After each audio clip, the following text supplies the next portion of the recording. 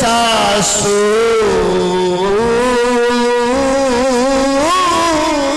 पुष्पा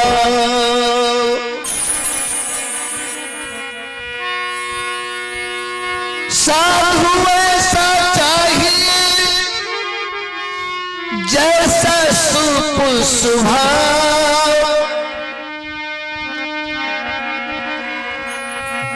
सार सार को यही चले धोखा दे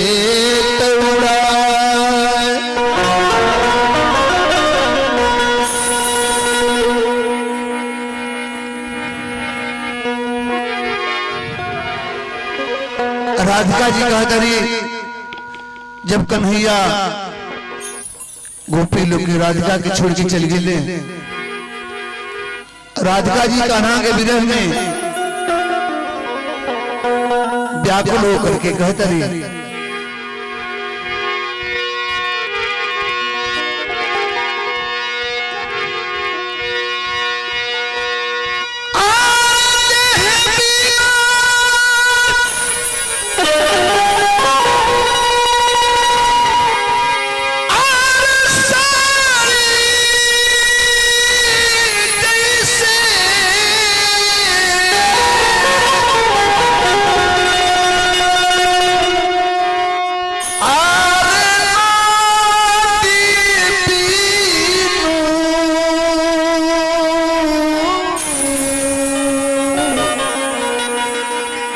बारी रे जैसे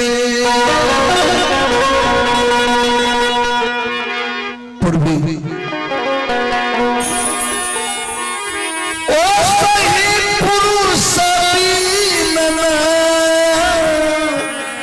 रीर बैठ गे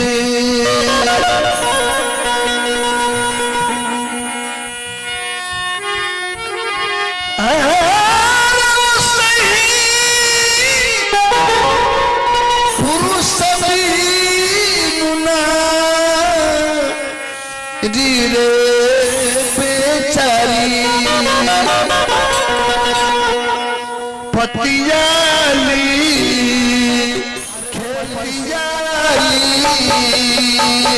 खेल बेचारी पतियाली खेल सुन के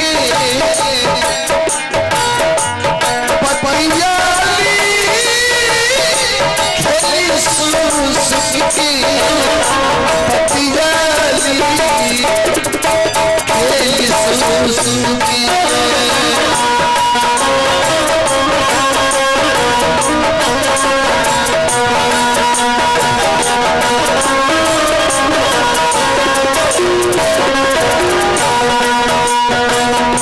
राधिका जी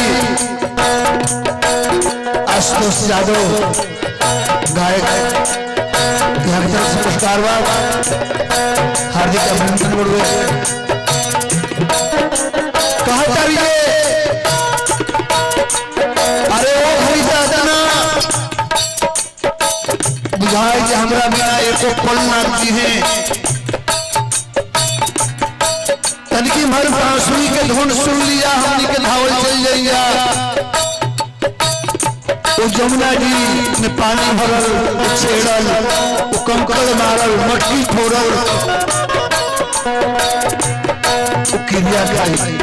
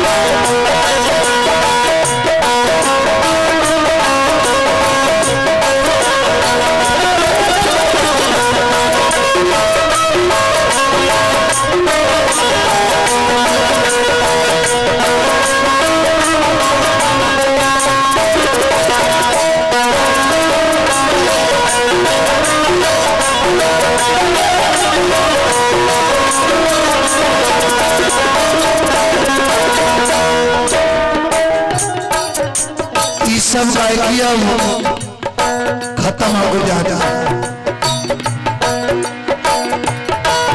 बाकी भोजपुरी से यदि पूर्वी निर्गुण निकाल दिया जाए बच्ची का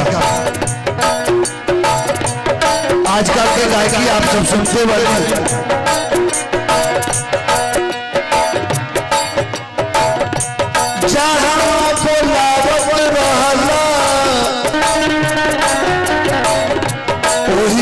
हमके पावत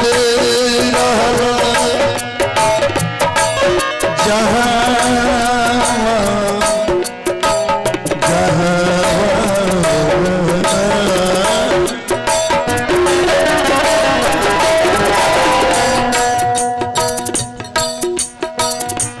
अजीत मिश्रा जी तरफ से 500 रुपये पुरस्कार व हार्दिक अभिनंदन।